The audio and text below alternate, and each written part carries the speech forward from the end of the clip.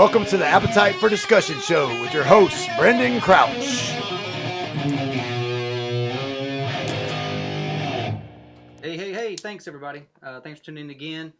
Thank you, Julius. I'd like to also take a quick moment to thank our show supporters.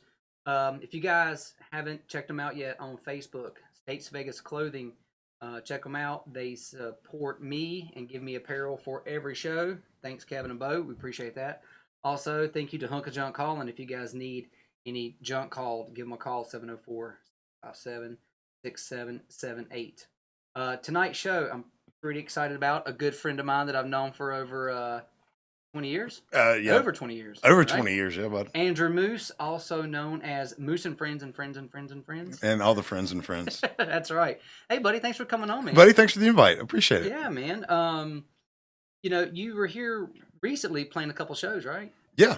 We played Risto's Place here in downtown Statesville pretty recently. And, man, let me tell you something. The downtown Statesville's got the music scene figured out. It's coming along, right? It really is. You know, when we were growing up, we'd heard, rumors about maybe there was a band at the P Pterodactyl or Delaney's Yes, or whatever. the P The P Pterodactyl. Pterodactyl. You would hear that, bands coming through, but you can't walk 50 feet in downtown Statesville without running into live music. And almost every evening. Yeah. It's getting to the point to where you can just about throw a rock and go hear some live music. For sure. And it's good music. Yeah, absolutely. Really, real good music. We've hit up Risto's Place, like I said, pretty recently. Red Buffalo pretty recently. I know Delaney's is having music. Broad Street Burger's having music. Yep. Am I missing any of them? Is there? Yeah, Marty's, I believe, has Right. music. There's a new coffee shop in town called Sky Mountain. I Right. believe they're even having music. Right. That outdoor place, Roots or something like that, is having music, right? I think they've had a few acoustic shows in there. Unwind has music, I believe, as well. We're gonna run out of time. 220. Don't forget 220. Oh, there it The is. Roots place. I've played there too. Saturday morning They do jam. Saturday morning? Jam. Anybody can come. Oh, that's cool. Yeah. Like the store in Union Grove used to do. Cook Shack. Cook Shack. Yeah, Yeah. I think that's what they're trying to get. Right on. Well, good, man. Good for 'cause them, we need man. Hopefully something that to takes fill off. fill that void. For sure. Wine Maestro also has music. Right on. So All these places could be potential sponsors for Appetite for Discussion. if they play their cards right. That's right. Right. Your ad could be right here. See there, and we're going to get into your marketing genius here shortly. But there is one thing I wanted to touch upon because it's very important, and a lot of people don't know. And working in the field I work in, a lot of people don't talk about it. But you're actually a cancer survivor. I am. You are. I am. And you actually were diagnosed with testicular cancer. I was April 1st, 2011. That is an awful April Fool's joke. It is terrible. Terrible. So, can you tell me about? I mean, what was happening? What symptoms did you have? Well, if we ever get into an area to where you're uncomfortable with something, you we're say just going to go pineapple. right into the ball conversation. Pineapple is our safe word. Pineapple is our safe word. Okay. I'm fine. So, previously before that, obviously there was some abnormal growth. I felt like there was a knot on the side of my right testicle, and it just kept getting bigger and bigger and bigger. And I'm like, yep, that's not the way it's supposed to be there. So Was it painful? Yeah, super painful, and it went from growing very small, like small growth, and to exponential growth within a couple months. I was like, this is a definite issue, so we're going to go get it checked out. Went to urgent care. They're like, yeah, you need to go to the emergency room right now. And so we went to the emergency room, and the oncologist met us there. The urologist met us there, and they did all these awesome, fun tests and was poked and prodded. And I was in the surgery the next day. Wow. Yeah, so it was it was something. And so that, and then I had 20 days of radiation and been clear 8 years. So knock on granite. Yes, congratulations. Thanks, man. But that was, I remember I reached out to you because I was nervous. I was scared. I'm sure no one was more concerned and scared than you. Well, luckily, the day after surgery, of course, the initial diagnosis was, was scary. But of course, knowing like for months and months, there's something wrong and I need to get this checked out. And basically, I waited too long, to be honest. Yeah. When when I first felt the lump is when you should go. If any listeners out there, is this thing on? If you're listening and you feel a lump, go and get yourself checked out because it might even save you a testicle or two. Right. So was yours like stage 1? Stage 2. Stage 2. Yeah, say stage 2 seminoma. The tumor actually engulfed my testicle, and wow. it was 15 centimeters across. That's a significant. It's a big one. That's a big one. Yeah. Yeah, that would be hard not to notice. Yeah, right? yeah, for sure. So how long from the first time you felt like, that's not right, and then to It's like probably a calendar year. really? Yeah. So that sucker had been growing for a year. For a year, yeah. And I and damn the internet, you feel you feel the lump, you're like, oh, that could be 100 different things that isn't cancer. So I'm just gonna go with that. Right. And then obviously it just wasn't that. So I was really lucky, you know. I had a type of cancer that is very treatable, very curable. It was, you know, a blessing that I had such good doctors in Hickory, and it was they got me taken care of. You know, I had a team of doctors on me for a good 2 months, so it was worked out good, man. Here I sit with you. But that's right, having a beer and sharing a story. Cheers, brother. Cheers to you, man. Hey, congratulations. Thanks, buddy. But it's Cheers for important because a lot of guys don't talk about it. They don't talk about their testicles. They don't talk about prostate. No, they cancer. don't. Talk about anything. You're right. April is Men's Health Month. Isn't it April yet? It's close enough. Right. So April is Men's Health Month. So if you want to do it for just because it's Men's Health Month and you're scared, just go do it, man. Have them do it. checked. I gotta tell you, man, I had a scare 2 years ago in August. Mhm. It was the day after the kid's first birthday, and I remember I think I was standing in the shower and I was like, oh, I felt like someone kicked me right in the testicle. Yeah, sure. And I was like, something's not right here, you know. So I was like, all right, well, I ignored it, right? Yeah. What is that going to be? I'm too old for testicular torsion, so to speak. So it's Right. like, all right. So I went the next day, doing whatever, and I was like, man, it's starting to ache. Didn't feel any lumps or anything. And then by day 2 or 3, I couldn't even walk up my stairs. Hey. And I was like, oh. So, you know, luckily in the field I'm in, I know a lot of urology. So I texted a urology friend of mine, and he was like, yeah, come on by. So I dropped into his office, and he was like, whoa, that thing's really tender. And I was like, you think? That's why I'm here. And he was like, yeah, let's go get an ultrasound of that. All right, so I run over there, get an ultrasound. Go home. And, you know, being in the field. That gel's real warm, right? They were kind, and they were kind, and warmed up the gel. And, you know, you're sitting there and being in the field that I'm in, you can sit there, you're sitting there chatting. But when people get quiet, that's not a good sign. It's like, and they're like, everybody look at this. Yeah, and they're like, hey, yeah. And you're like, because I can read some ultrasound. So I was like, that doesn't look. No. So I was like, that doesn't look too good. And they're like, you know, we'll just see what they say. So I go home. He calls me, and he's like, hey, can you get up here real quick?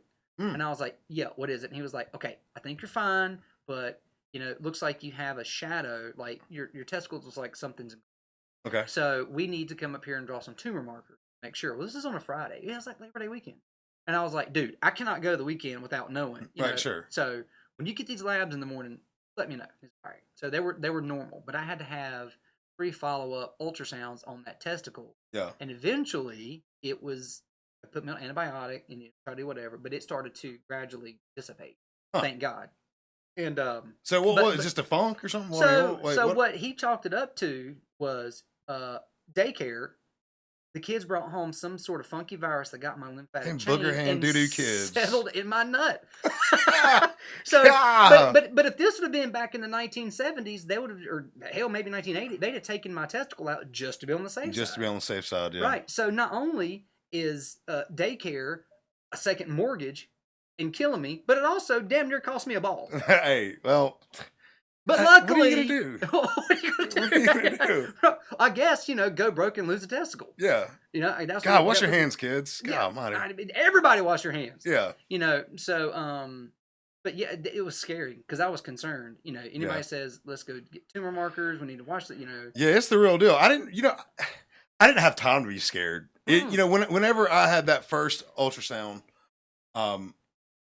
the technician What radio? I have 3 friends that have this profession. I'm sorry for people that. What do you call that? Radiologist? They're Is that well, what they're it a is? radiologist. Or, Radiologist. you know, Okay, they're a they're- person that's using the wand. Oh, so they're an The tech. ultrasonographer. Yeah, that were doing. Yeah. Okay, so audible gasp. Oh wow. Yeah. So yeah, I was like, yeah, that's You're yeah. like- I'm gonna be here for a while. You know, and the first thing I thought about was Lance Armstrong mine, and I was Yeah. like, it's in my brain. I knew I've been short of breath. I knew something was going. Oh, Right. I go down the rabbit hole. Yeah. You know, if you have these symptoms, I don't know if this is across the board for everyone with it, because I've only known a few people that have had the same type of cancer that I've had. But I ran a low grade fever for like 2 months. Like I was like I was hot. I was like, this is like, I just felt out of place. And like I after all this was happening, I told my doctor, he's like, yeah, you think that's something going on with you? Yeah, probably should have came in. So you've had a growth and now a low grade fever. Yeah, for like 2 months. Yeah, I hope my mom's not listening to this, but yeah, Dude. like, she'd have skinned me if she knew You're that. the worst. I know. Like, I'm fine. This is fine. I'm fine. This is You know, fine. I have lost 40 pounds in the last month, but I think I've been cutting back. I've been drinking light beer. You know, that's probably Tastes why. great, less filling. That's right. If you need to know, there's plenty there in my manly Yeah, absolutely. satchel. Yeah, your tangerine satchel. That's right. That was grapefruit. My bad. That's right. Don't insult the fruit there, man. Ever. But so you and I were talking earlier too, about this little social media buzz that you saw with Joe. Oh, yeah, I did see that. So you saw where Mike Tyson is now 52 years old, and you saw him just shadow boxing briefly in this bar, I did see that. throwing just I'll take Thanks. and like he still got it. And you remember Joe over 20 years ago was like, I can go around with Mike Tyson. He thought that he could dance around. He could dance from him. Yeah, no. Because 20 years ago, Mike was overweight. He was kind of fat. Yeah. Okay, first of all,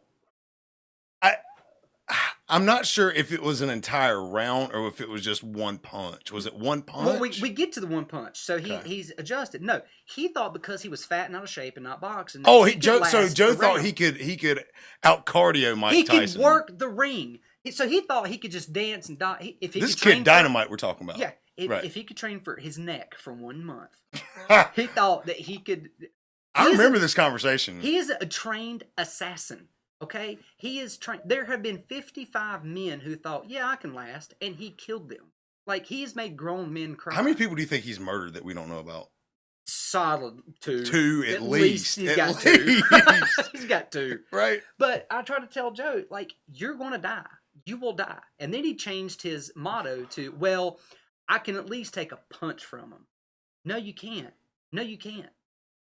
You can't take a punch from him. I think 52-year-old Tyson would ruin just about anybody. Yes. And that's not a knock on Joe.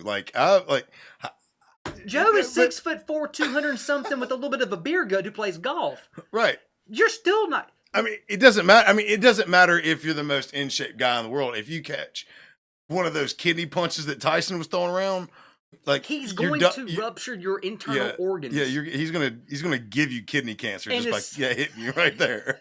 And as soon as you go, oh, he's going to hit you with an uppercut and it's going to shatter your face. So that's why his entire fist could go directly through all of us. So that's why I started the hashtag You're Dead Joe.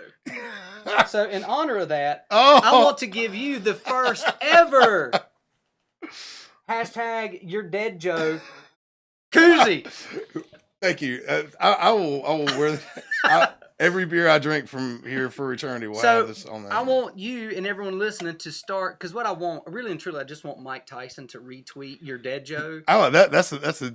But here's the thing about Joe. Joe's the smartest but dumbest guy I've ever met for even suggesting this. Okay, Joe's a smart dude. He is a very smart guy. He's one of the smartest people I know. But let's the thing be honest. is, he's legitimately serious. He's not joking. Like, just for context, when Joe was talking about lasting an entire 3-minute round with Mike Tyson, I can't say that without laughing. So when Joe said he could run around and outwork Tyson for 3 minutes, Tyson was in a bad place in his life, right? Sure. So this is like probably like 2000, year Yeah. like 98, 99, something like that. Yeah. I'm trying to place where Tyson was in his life. It doesn't matter. He could have been on that's Mars. yeah, that's true too. He's like, still I- trained. I think the only way Joe could last 3 minutes with Tyson is when Tyson was in prison and handcuffed. Right. If he was handcuffed, maybe, but then he'll just bite you. Right? I've never known Tyson to bite anybody before. Right. I mean, it's just completely asinine, and I want Joe to go viral. You know what I really want? I want Ellen DeGeneres to bring Joe and Mike Tyson on her show and have him take a punch. I don't know why Joe doesn't have social media. Is what I want to know. Well, he just started a Twitter account, and he started following because he had found out about your hashtag your dead Joe. That's ridiculous. So, in honor of that, you must have the first hashtag your dead Joe koozie. Thank you. I appreciate that. I think I was present for the original conversation, so that's only fitting. It's only fitting. Yeah, what a schmuck. There's no way. Joe, I miss you, man. Here's to you, give buddy. us a call, buddy. Well, he's going to have to come on the show and explain himself. He better. He's going to have to. And the rationale between He's going to bring a PowerPoint presentation. You know what, though? This is no shit. You laugh, but he's probably tried to figure out the metrics of force and torque and speed. Yep. And if he was to train his neck for a month, like, he would be able to mathematically... He's doing those... That's right. He's trying to... Statistically, I would survive, but barely. Think about this. Even if someone put up $1 million, Joe would spend that medical bill.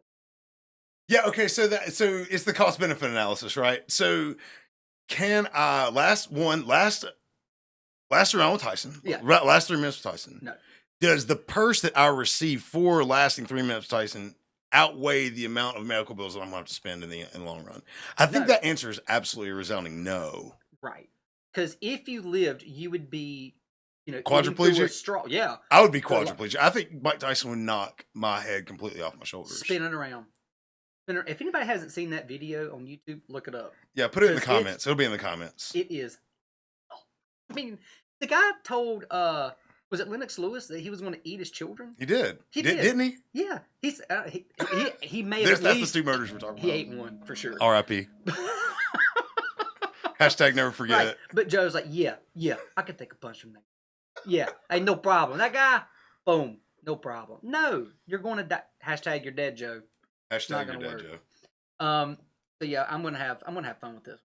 Yeah, you should. We're going. So also, along with the which goes into hashtag your dead Joe, you do a lot of you're into marketing, right? Yeah, I work for we call ourselves a custom communication agency, and we are purveyors of online content, and one of which is podcasting, and we run the Mesh Podcast Network. It's the mesh.tv if you're out there on the internet right now. And we have a stable of shows that we produce every month, and humming right along, man. We're producing new content every week, and got a lot of really good stuff like coming down the pipe. Comedian John Reek, the guy who he won Last Comic Standing. He's in Harold Kumar, that fellow. He's bringing his Fried podcast onto the Mesh, so we're getting ready to have hopefully a big injection of listeners. So it's really exciting for us right now. So does he have a studio, or does he record in Hickory? Yeah, we have a studio at Jackson Creative Mesh, and he's going to start doing the podcast there. Really? Kind of it's just like this. It's not as nice as this place, but you know what? It really. I mean, I wish they'd let me draw decor our studio. Believe it or not, most people, yes, we record in a flea market, right? And people are like, "You do what? It's where?" And then they show up here, and they're like, "No, it is all kinds of badass." And then you walk in here, and people are like, "Oh wow, you know, this is really neat. This is cool." Yeah, for sure. It does have a Wayne's World vibe to it. It does, which is fantastic. Send in. Let's have a send-in, Bob. Cheers. Cheers. Party on, Brandon. That's right. Got it, Garth. I couldn't resist. Oh. But with him, so he records there in your studio, And what's the premise of his show? It's he has Skype in guests. He talks about his dates, the shows that he's done or doing coming up. Very topical comedy, very hickory comedy. Talks about all the crazy people he met at Wayne and Silver Bullet the weekend before, things like that. Shout out to Ron Bon Jovi. What's up, Ron? Ron Bon Jovi. Ron Bon Jovi. Now, is that a character he plays? No, that's the guy. That's one of his buddies, Ron Bon Jovi. I'm hoping that's his real name. It's not. Damn it! What a great name. I know. But now you actually Moose and Friends, Moose and Friends, yeah. are the house band. We are, yeah. John Reap just shot his pilot. Yeah. John is involved with all things comedy with Al Madrigal, and Al Madrigal approached John and said, "Hey, Bill Burr, the Bill Burr." Yeah, the Bill Burr. Get out of here. Yeah, and Al Madrigal, from the Daily Show. Yes. So, so if you're familiar with all things comedy, it's basically a stable of podcasters that are on YouTube and iTunes, and it's Bert Kreischer, it's all those guys. And Al Madrigal approached John and said, you need a TV show. We want to put this out on YouTube. At the least, put it out on YouTube. Yeah. Because honestly, Middle America is not represented. Not represented in but exactly in entertainment, right? A lot of East and West Coast bias. There's not a lot of comedy for folks that are in the flyover states. That's right. So our goal with Hickory Live, which is the name of the show, John Reap's Hickory Live, is to create content and create sketch comedy like a Jimmy Fallon's Tonight Show. Yeah. And he had, has guests on and does sketch comedy and all that good stuff. And we're going to try to check a lot of boxes and we're going to hopefully shop this thing around to some networks and by golly, hope somebody picks it up. Man, I hope they do. I hope they do. Good luck to him. Because you think about it like that, man. The folks like Jeff Foxworthy, Tim Allen, the wholesome comedy, clean comedy, right? That's not talking about this, that, and the other thing. That most folks that don't want to listen to. Right. The wholesome comedy that John puts out, really does hit home for a lot of folks. Mm-hmm. And there's no reason why I couldn't. There's some. I mean, just wait there. We're putting out the sizzle reel this week. Okay. So you'll be able to see a lot of the highlights from the first episode. So it's gonna be cool. But yeah, Moose and Friends is John Reap's house band, our bluegrass outfit. John named us the Moose and the Hairy Knuckle Boys. Are you serious? Yeah. So that's the name of his house band. So it's great. It's myself and Kevin Blant and Stephen Davidson and Sawyer Whitman and 4-piece bluegrass. It's fun, man. We shot the pilot in Sims Barbecue. I don't know if you've ever been out there or not, but no. Sims is this barbecue place out in Dudley Shoals, North Carolina, which is between Hickory and Lenore as a crow flies. This place has got concrete floors with picnic tables inside. Yep. All you can eat barbecue, chicken and pork, cloggers, bluegrass band every single weekend. Friday and Saturday night, $12 a plate. Knock it out. Yeah, it's Sounds great, man. It's a lot of fun, man. It's they don't sell alcohol. It's just all family friendly. Just as good as gold. And those folks were awesome to let us use the space for nothing. They let us use the space for nothing. To do this people. Thing. Yeah, it is good people. It is good people. But that's a lot about what you're saying too. A lot of those people aren't represented. Now they're going to have someone who represents. It's not even represented. It's like they don't feel like they're included in the joke. Well, no, because a lot of the times we are. I say we because I am those people. We are the joke. Yeah, we are the joke. And I think there's a lot of Bill Maher said something about a month ago that basically all of us in the middle are jealous because we're not the guys on the left and right. We're on the bi-coastal area, right? Okay. All the guys, all the flyover states are just jealous because we're not the big. And I think I take issue with that. Yeah, rightfully so. There's some pros and cons to living and working. There's some fun stuff. They're fun places to visit. I've been both for work and been for pleasure. great place to visit, would not like to live. I agree with that. You know, there's a lot of good comes with it, a lot of bad. I would say more bad. So Sure. there's a reason that a lot of these places are losing a lot of their middle class, moving to the flyover places to Yeah. get away from all the and cost of living even. That's right. You know, And and a lot of those people that we're talking about, and they've never even been to LA. They've never been to New York. They don't No. care to go. They're No. they're the down home American folks that's it. that that want to sit down on a Friday night at 9 o'clock and watch Hickory Live. John Hughes Hickory Live. That's right. That's what they want to watch. Comedy Central. You out there listening? And if they're at home at Friday nights on 8 o'clock, they want to listen to the Appetite for Discussion show. That's right. On the Right States after Vegas yeah. radio. That's right. That's right. But no, I mean they're a lost. They're looked over a lot. You know, I agree. and you know, in political terms, that a lot of those folks voted for Trump, and he brought them in. Yeah. From a sense of being and of hey, you do matter. Yeah. You know, we're going to bring jobs to you. We're not going to forget you. Yeah. But also in television, you know, Yeah. they need to be entertained. We need entertainment too. We like to be, Sure. you know. I'm sorry, guys, but guess what? The Connors. Yeah.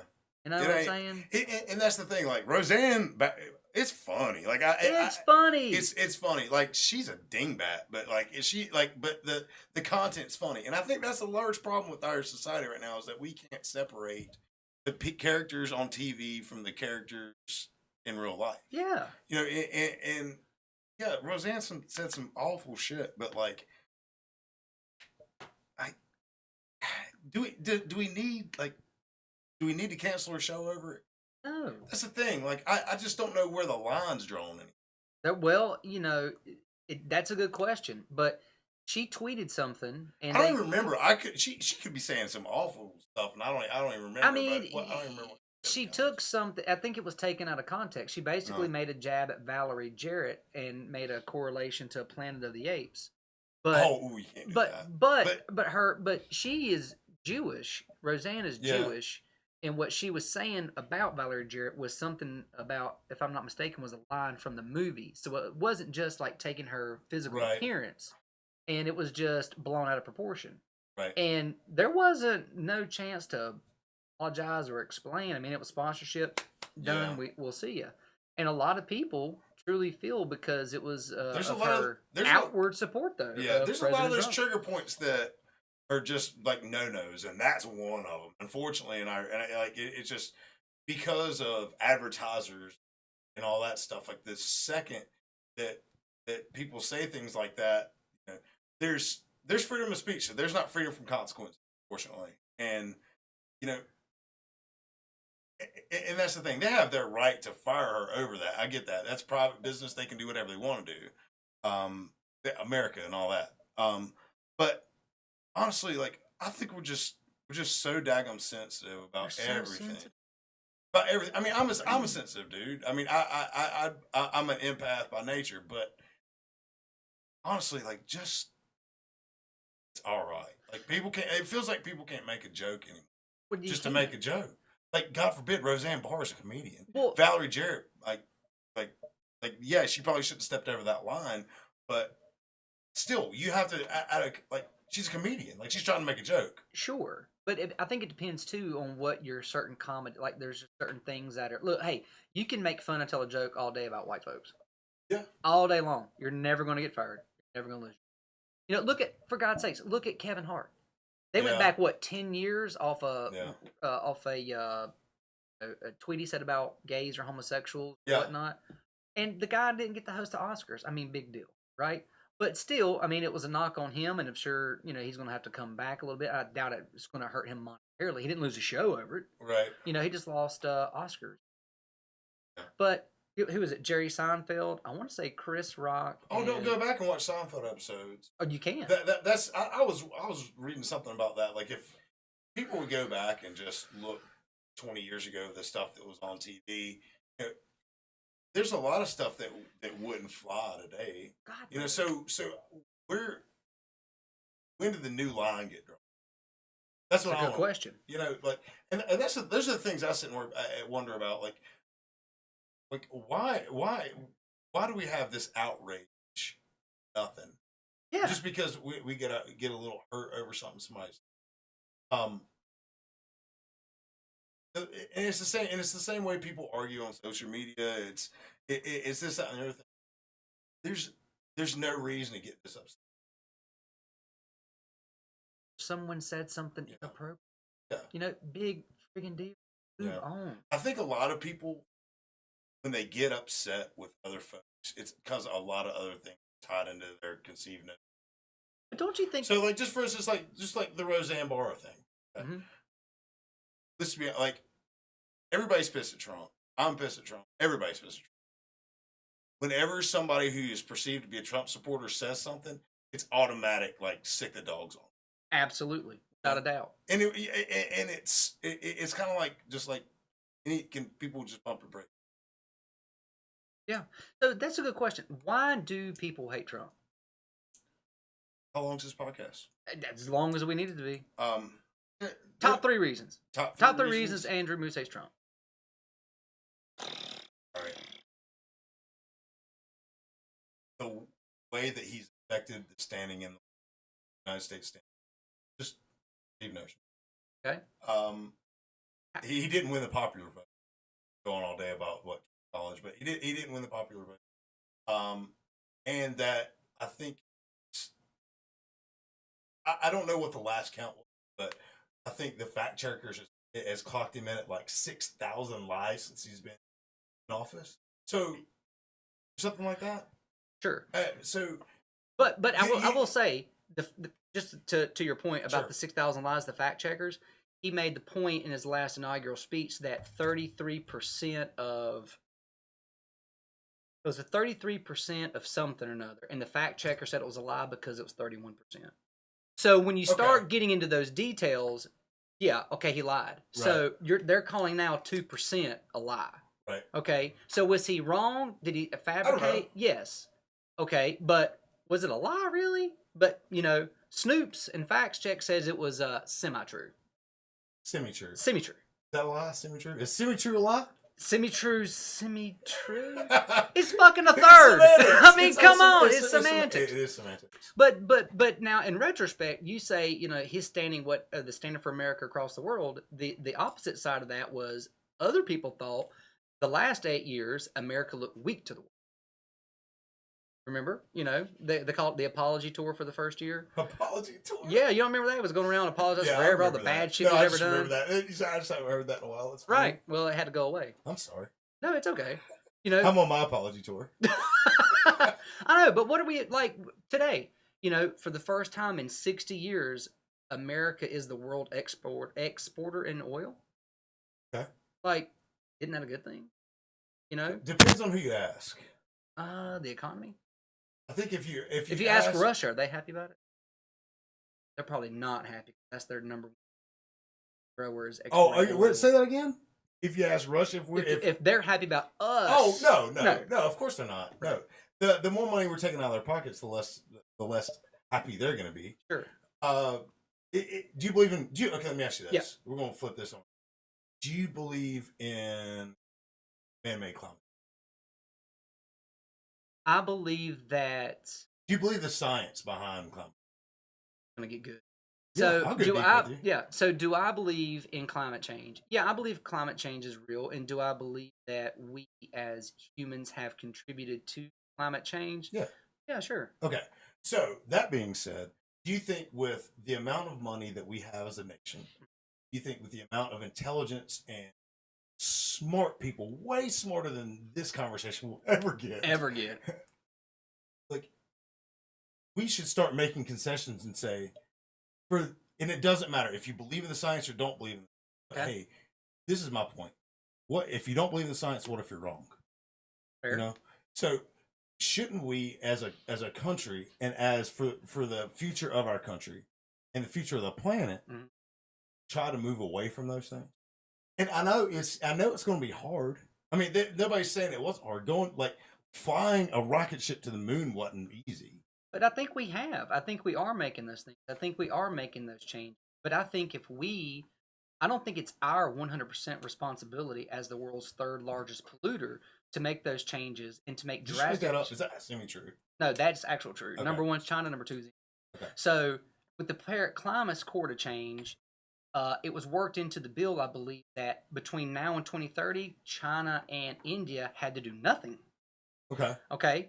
And then they would go back what to do the the United table. States have to do? What do the United States? We were bumping in have to what do? $4 trillion and trying to cut I back don't on know the our numbers. emissions. I think Yeah. it was $4 trillion, and we were going to start cutting back our emissions Okay. and putting more constraints on businesses and more regulations. Okay. To where the two Oh, that- largest world populators had I to do remember that. nothing. Right. Right. So I'm with you, but don't you think as world leaders we should have the other two follow? Oh, yeah. Right. But Yeah, so they, we're but they on were this- doing we're all nothing. on the same team, baby. But we weren't. It was America having to do this. Right. So I'm for recycling. Yeah, sure, we can try to do our part as You human run a beings. recycling business. In a way. Hunky start calling if you need anything. .com.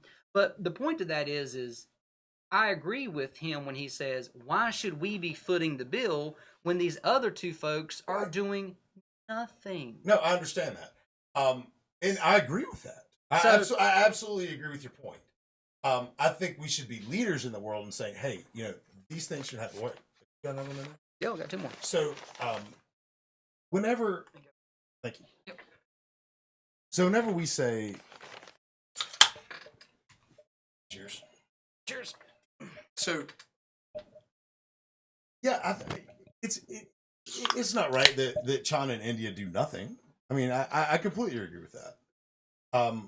I think we should set standards as an industrialized nation to help these folks get on the right track. I think having such an for India, for example, like how many people live in that country? I don't know the exact numbers, but I know all the rivers are polluted with plastic bottles. Right. And So swamps it's and just shit. gross. I think it's a cause from overpopulation. It's Sure. a cause from a lot of things, but industrial pollution, man-made, other man-made pollutants that we're putting out there. So, first of all, I think India as a country needs to get their proverbial act together. Sure. Right. So they need to pull their weight as well. And I completely agree. But the matter is we can sit here at the I-40 flea market and discuss it. Yep. But I mean, what's the next step? Like, how do we get them moving in the right direction? I think it's because they're 50 years behind us still, and we're living in this pendulum swing. Maybe, I don't know. Is there some sort of, I don't want to say sanctions, but is there some sort of economic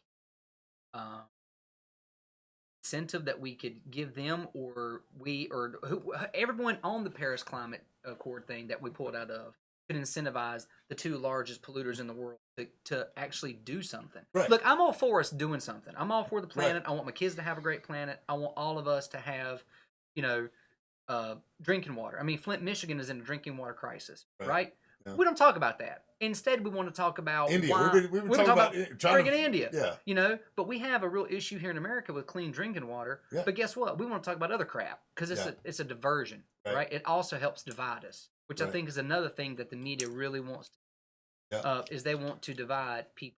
And this is one of the huge reasons I started this show is appetite for discussion, so people could come on and see that two people who may have different perspectives on political issues or whatever can actually sit down and still have a rational, calm conversation and learn something from one another. We're gonna get a fist fight later, but yeah, We're definitely gonna scrape up knees and elbows in a flea market parking Right. lot. That's how we do it in Statesville. You don't know where I'm from. That's right. So, I cut my teeth at a very young age with environmental rights and regulations. Yeah. Some of you States Vegas radio listeners might remember back in, I believe it was 1991 or 1992 when the state of North Carolina wanted to bring a toxic waste incinerator on the Rowan County, Idaho County line. Do y'all remember that? I do not remember.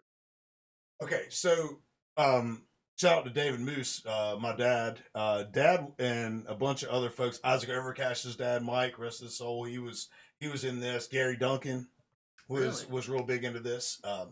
Governor Jim Martin. No, not Jim Martin. What Jim Martin's guy owns a tire shop? My bad. That's Bill Martin. Oh, is that Bill Martin? Is Yeah. it Jim Martin? Somebody, producer. Anyway, the You can Google. the governor in North Carolina, the administration at the time was looking for a spot, basically to take toxic waste and create a incinerator plant, roughly a quarter mile from my back door. No, I do remember this now. Yes. Okay. The organization was RICE, Rowan Iredell Citizens. I believe the tagline was, "We grow maters, we grow taters, we don't need no incinerator." I believe was. I don't know, but Kevin, we need a shirt. States Vegas clothing. Oh, get that. How is that not a shirt? We grow. I'll say it again. Right. We grow maters, we grow taters. We don't need no incinerator. And Okay, that's so- going to be a beer koozie. Right, for sure. I don't know if it'll fit. Maybe it'll fit on the backside of your dead, Joe. See, if those folks from Rice didn't come up big and basically throw the North Carolina governors administration out the window, yeah, you might have been dead, Joe. That's You might right. have been. You wouldn't have had to have Tyson hit you in the face. But no, so But no, like, that's what I'm saying. Like, I watched my friends and my neighbors and my family create human chains across large swaths of land so people couldn't come and survey the land for a potential toxic waste incinerator. right. Like, I watched the community come together. I don't know how many Porta Pit chicken dinner fundraisers I had to go to within a couple of years, but I watched our community, the Cool Springs proper community, basically band together and say, nah, son, We're not doing it. That's a no for me, dog. We're not going to have that incinerator in my house, and they beat it. They didn't let it happen, and the poor people in Granville County, sorry, but Now, where's Granville? it's basically on the like Virginia North Carolina line, like on the side. You know what would be interesting? It would be interesting to see a study of the now of when the incinerator was established and the rise in cancer. Oh, I think that'd be interesting if someone, somebody's doing it. yeah. I mean, look at everything around here, from the rare thyroid cancer to the eye cancer. I mean, some of Yeah, that has to be the we coal know people. ash We know those. pond. We know those Yes, people that we do. that had that, and that little pocket. That's an anomaly. That is That's not a coincidence. no. No. There's something going on. There was a thing in the paper about right there in Denver near about there's I think it's something like 10 water. Well, no shit. You think? You think? Yeah, there's a coal ash pond right here, in people's backyard. You got catfish out there jumping out of the water and doing jump jacks. That's right. Talking to you. Say, Yeah. hey, give me that smoke. Hey man, you got chicken livers? Yeah. Hey, people love fish on chicken.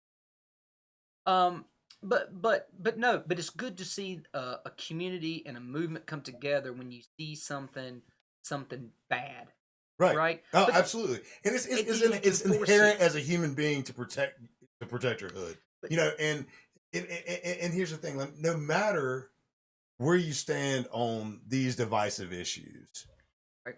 you're basically you have if you want to change the world, it starts in your community. You have to make sure your house is in order. And it starts at the home. It's if you have kids, it's making sure they're good human beings, that they go out in the world and make sure that they're not assholes. That's just the God. thing. Trying. That for sure. I mean, I haven't started on that yet. I don't know if I plan on it either, but that's where it starts. It starts in community. Everybody's so worried about what Trump's doing. Everybody's worried about what India and China are doing. You need to worry about what's happening in your house and what's happening in kids' schools. Correct. And in your community, because that's what matters ultimately. Like, these divisive national issues will honestly, they do not touch you unless you're a select number of people. You know what's interesting too? You talk about that, and people get so wound up about border. Either you're for or against, you're for, right? So even though we can go back and show all of the Democratic leaders all in 2016, all of a sudden now they don't. Yeah. Anyway, however, It's convenient for them. that's right. However, people forget that just here in Iredell County there are two. Yeah. Like tonight, there are 200 kids who do not have a roof. Yeah. They're either trying to find family, friends, the shelter. Is there a hotel room they can maybe go find? and people lose that. I mean, I Yeah. can't remember the number. There's 300. There's 300 in Catawba County. 300. Where I live in Hickory. Yeah, Okay. 300. There's 300. There's within 30 miles. There's 500. 500 kids who don't have a home to sleep. Right. And that is sad. And that's what we as people should be focusing on instead of this other stuff that's unfortunately going to happen, not going to happen. There's not a whole lot we can really do about it. Right. But we can help something here. Right? Right. Absolutely. And it's there's a lot of things you can do. Yes. There's 1,000 civic organizations that you can jump in and help today.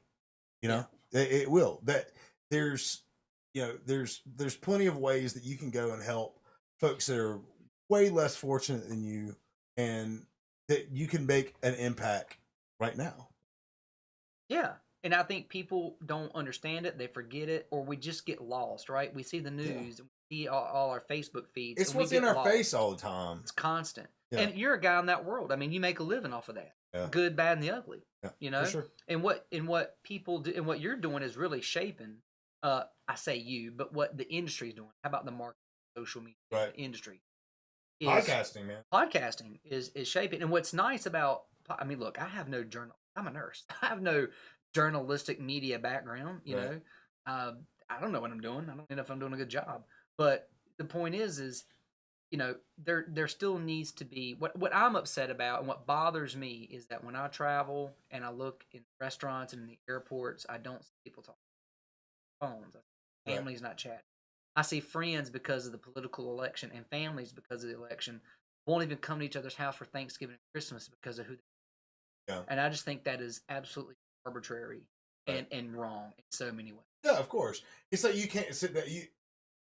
I mean, it's the breakdown of community. Of course. But not every show I do is political or whatnot. But there's so many people that we know that we can learn from who sit right beside us or across from us. Or, you know, if you're on the bus, you can strike up a conversation. Yeah. Talking is a lost art form. And having someone like yourself come on here to talk about music, to talk a little bit about politics, and most important for me, to talk about your story and your cancer journey and how you got to where you are today. And if somebody out there is listening, they may actually do a self-testicular exam today or tomorrow and find that lump, and they may go, you know, to the doctor and have something Feel checked your out. balls and think about me. Think about Moose's hairy knuckles while you feel your balls. Right. It's like, oh, I remember. Oh talking yeah, about this. that's right. Moose and friends. I remember. Oh yeah, this guy's like balls a lot. This is really taking a turn, but luckily, our sponsors. But no, but it is important to have that conversation and to have multiple conversations about stuff. Even Joe, you know, punched in the face, surviving. Hashtag you're dead, Joe. Hashtag you're dead, Joe. You did bring your guitar. And Yeah. would you be willing to? Do you have an original tune, or do you have a cover? I've got a bunch of songs. Well, I'll tell you what. You grab that guitar and you tickle whatever you want to play. Okay. Because I haven't heard you play literally in years since I went and saw you play at a bar in Hickory. Was it near? Oh, when was that? You need to come. You need to come again. Oh, well, absolutely. I'm gonna have a babysitter. Get a babysitter, dude. Yeah, wait till you get married and you get. And then I'm they getting give this you soon, the buddy. GI bug. You are getting married. You want to get married? Hey, April 20th. April 20th. Congratulations. Did it? Date That was is available. Well, what are you gonna do? I mean, it's a date you'll never forget. That's right. So we've got a lot of songs that Moose and Friends are playing out with. I'm going to plug a few things if you don't mind. So Plug on. Moose and Friends. You can find us on all the socials: Instagram, Facebook. Our website is www.mooseandfriendsmusic.com. Moose and Friends are playing Grover Fest, which is coming up in June. It's June 14th through the 16th up in Union Grove, North Carolina. I'm pretty sure most of you guys know what that is. At the Fiddler's Grove Campground, there's a huge wave of artists that just got announced for it. Town Mountain. So those guys are really hitting it hard. They're headlining our festival this year. State Birds, Jeff Sipes Band. Not to mention, there's just a ton of other bands that are coming that are great. You know, and the ticket. You can have all weekend pass. I mean, you can have fun for less than $100 for all weekend. Where are you gonna go? Nowhere. Where are you gonna go where you can, Friday through Sunday morning, have a great time and for nothing. Y'all, it's nothing. Nothing. So go check that out. Groverfest.com for all your ticket information and all that good stuff. The second wave of artists will be next couple weeks. If you're interested, sponsorships are still available for Groverfest Festival. So contact me, contact info@thegroverfest.com. And all that good stuff. What do you want to hear, man? I'm trying to kill some time while I'm looking No, for you. you just whatever. I'm getting. Okay, hold on a second. I gotta get up. You hold the conversation while I'm going? Sure. All right, talk to Julius. I will. Right, You gotta go take a leak. What are you doing? Getting a self exam? What are you doing? Yeah. Um, I'm giving. I still feel like I'm in. you kind of are.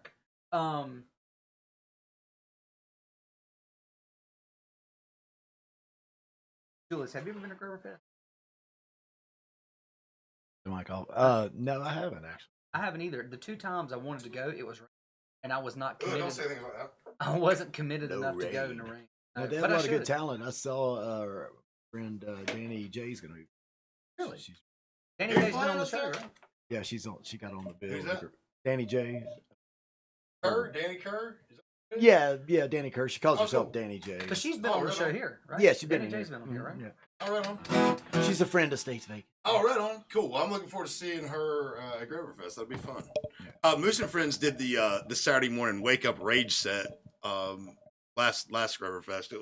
It was great. We had like huge psychedelic jams going on at 10 a.m. It was Okay, it that was Rage something else. set. I was like, did you play acoustic Rage Against the Machine? And No, I missed it. I was like, oh my god. I was Yeah, upset. killing in the name of omelets. Yeah. That should be another shirt. Yeah. Hey, Kevin, are you writing all this stuff down? Don't worry, I got it, buddy. All right. So hey, this is a new one that we've been working on. It's called Stray Dog, and it's going to be on the next album, first album that we've been working on for years and years and years. And So would this be your first or second album? it's going to be the first one. Okay. And we've just been slowly working on it, and you might see something sooner than later, but probably more likely later. I cool. guess. Yeah, we got a whole bunch of stuff going on. Also, I'd also like to plug. I'm working pretty closely with the Hickory Downtown Development Association. Yeah. And we're putting on a new festival to promote the new City Walk that's going on in Hickory. It's called the City Walk Summer Celebration. It's going to be June 1st. A bunch of cool bands playing, barbecue, and all that good stuff. So free to the public. $10 barbecue plate. Can't beat it. Nah, man. So this song's called Stray Dog. Can you hear this okay, Julius? Can you hear that all right on that? Oh yeah. All right, cool.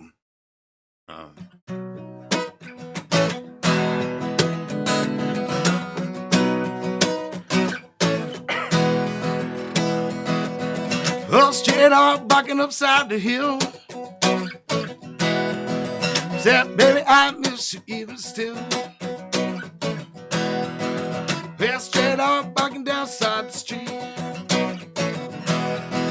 Yeah, you take off running, baby, can't be. But I won't.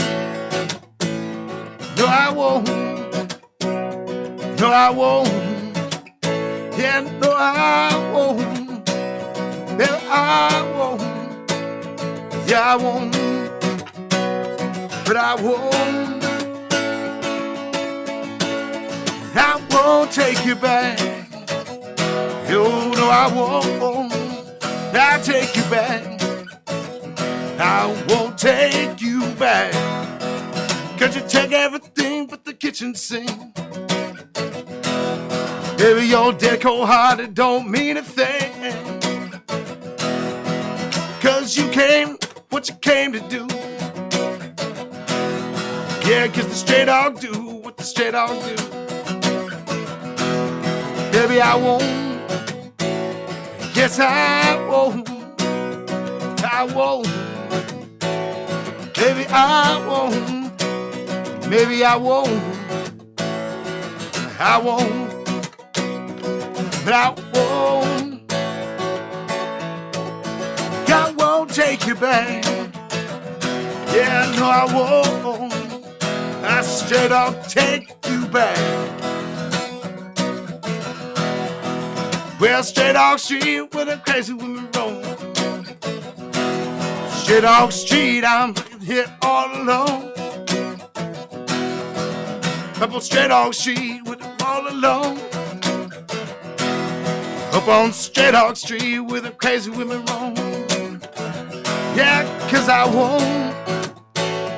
Lord, I roll. I roll. Yes, I roll. Don't let me say I roll.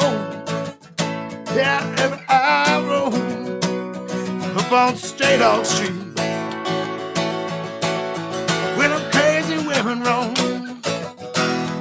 Up on straight off street. On straight off street.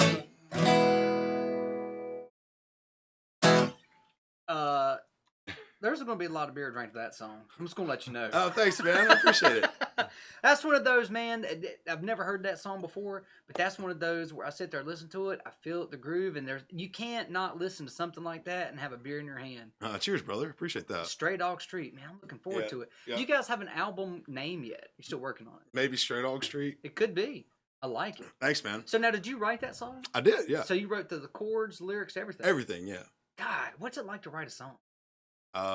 It comes pretty easily to me, Does it but really? it doesn't come to me often. So I'll catch a hook in my head or something like that, or I'll hear like maybe a phrase or something, and then I'll write it in third. Then I'll write something in third person, and then I'll write something in first person, and I'll kind of combine them, and then I'll write kind of like an obscure type song where you have to kind of let it just kind of. You figure it's basically like it's a tell your own. It's a pick your own adventure song. It's like so. What's a stray dog? I don't know. Is it an actual dog? Is it me? Is it you? Is it So I like to write in obscurities because you're so cerebral. Yeah, well, not that's you're making me furthest think. thing from it. But no, it's one of those choose your own adventure songs. So it's one of those things where. I want people to listen to songs like, oh, did that happen to him? Oh, man, did that happen to me? I don't know. One of the two. I just want it to be personal. But it's also a thong. A thong. It's also a song that makes you think, though. It's like, is it coming from my perspective, your perspective, or somebody else's? So, no, I like it.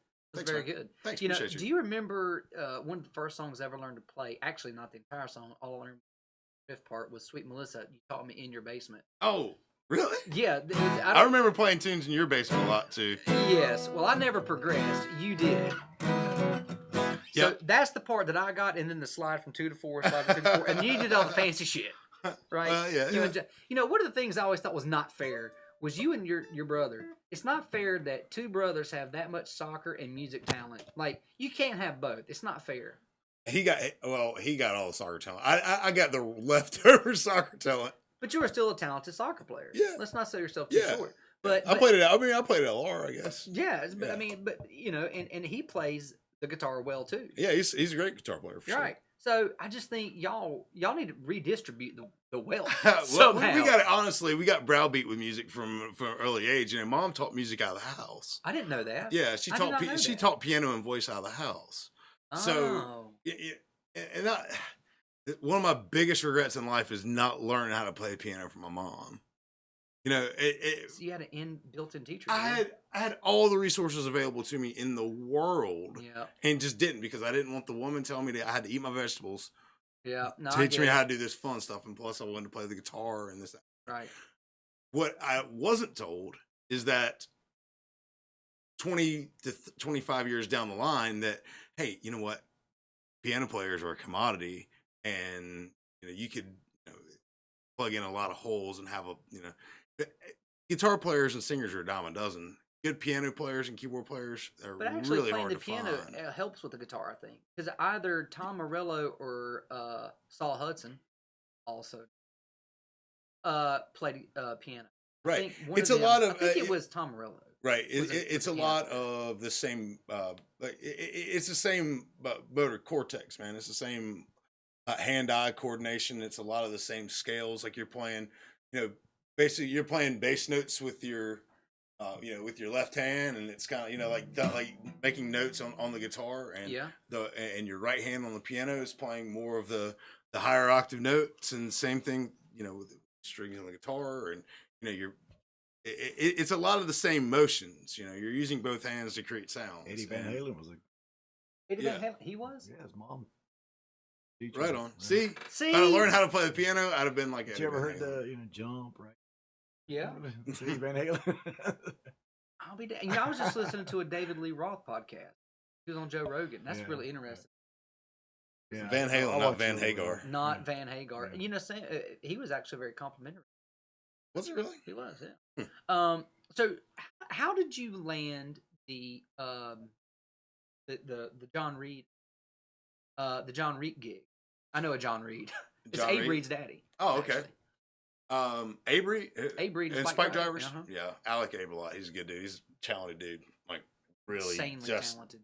play the shit out of blues guitar. John Reed. So John and our founder of Jackson Creative went to high school with one another, and John Fred T. approached Ford? Fred T. Ford. How'd you know that? You know everything. So That's what they pay. that's right. That's why I pay you the big bucks. That's right. So yeah, they knew each other, and just with a budget that John knew that we would have to basically produce this thing on. He needed to use local resources. He can't go to LA and get $100,000 episode together when our firm could do it for a lot less. Yeah, sure. lot less. And they had a couple conversations, and bada bing, bada boom. 3 months later, we were on stage, playing his intro music in front of a live studio audience. So it was fun, man. It was a lot of fun. Yeah, that dude is just so funny. The sketches that Jackson Creative and him filmed for the show was fantastic, and the studio audience just ate it up. It's probably one of the best things that we've had. A lot of compliments saying, a lot of people were saying that this is one of the best things that Hickory's put out in a long time. So we're looking forward to seeing the end result. Are there going to be more episodes? Hopefully. Hopefully. This was just the pilot episode, but. Even if it doesn't get picked up by a network or whatever, it chances are it's going to be on the All Things Comedy Network. Okay. On their YouTube channel. We'll host it on the Mesh. We'll put it out on his website and all that good stuff. So there's in some sort of capacity it will be there. We're hoping in the biggest, most awesome capacity it's going to be there. So for people listening at home, can they go find it tonight and watch it somewhere? Yeah, well, it's actually it'll be live. I would say by the end of next week. It's By the end of next week. Yeah, it's going to be hickoryliveshow.com will be the website to go check out, and just keep checking that website out. We'll have the sizzle reel and other edited. Will you post stuff. about it or Sure. whatnot? Yeah, Yeah, I'll be sure to try to share it For sure, man. Let me know. Send me a text. And Yeah, I'll be sure we'll to do. share it and do all that stuff. Yeah. And how did you guys land the Grover Fest? What, Moose and Friends? Yeah. Well, the and Friends part of Moose and Friends are a bunch of talented musicians that are all over our area, and they've been putting on a lot of and Friends and Friends and Friends. They've been putting on this festival this is the 13th year in a row they've put this festival on, and just the type of music that we do matches up really well with the crowd and what they want to hear. So it was a nice marriage, I guess. It all formed naturally. Right? It was a You very didn't have to natural. It was force a it. natural partnership. Natural let's say. partnership. And you guys used to play. You had played the Carolina Roots Festival. Yeah, right? we played both RIP. We played both years of that. Yeah, it You was never great. know. Something like that may come back. Man, dang it! Put that festival back on, Brandon. It's not me. I know it's not you. We have to talk to Richard. I just saw Yeah. Richard did. All right. Did you really? Yeah, I'll eat Village Inn with my folks. He's been threatening to come. He should come on He as a should. guest. Yeah, he's a key figure. We need to chat, That's right. learn a little bit. That's right. So you pick one more song, take us Okay. out to, and before you play it, I want to say thank you again to States Vegas Clothing. If y'all guys need some shirts, hoodies, whatever, these guys are keeping everything local and live. So check them out at States Vegas Clothing. Also check out Hunk of Junk Calling at hunkofjunk.com. Thank you. Yes, and also everybody, for real, this is the most important thing about tonight. Guys, check your testicles. Testicular cancer is real. Can be, early detection is key. So if you take nothing away from everything, check it out. Take care. And also, hashtag you're dead, Joe. You're dead to me, Joe. Why don't you call me back, dude? All Take right. us out, Moose. This song is called When You Want To. It's a little bluegrassy tune.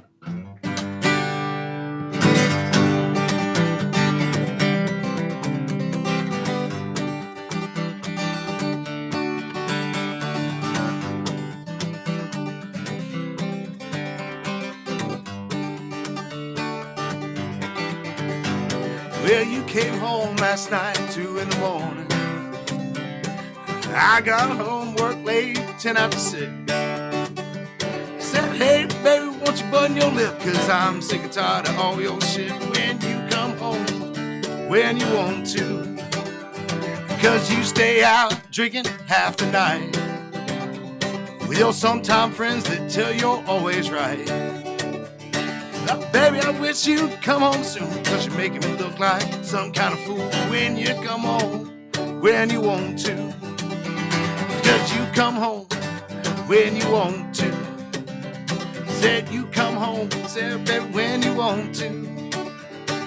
Wish you come home, but if you don't, you're coming home when you want to. Cause the devil's got a hold of you with that bottle.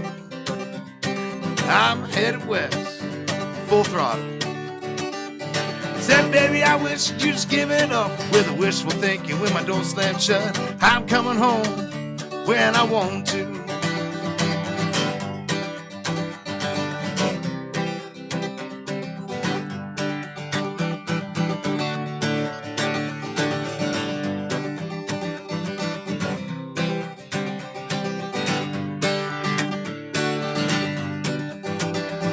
Cause I came home and hammered 3 in the morning. You were up there, man, you were waiting for me. Why don't you stop with all your rambling, drinking, smoking, habitual gambling?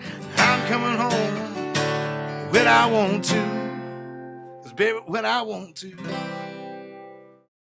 When I want to. Good night. That was great, man. Thanks, Thanks man. buddy. Hey.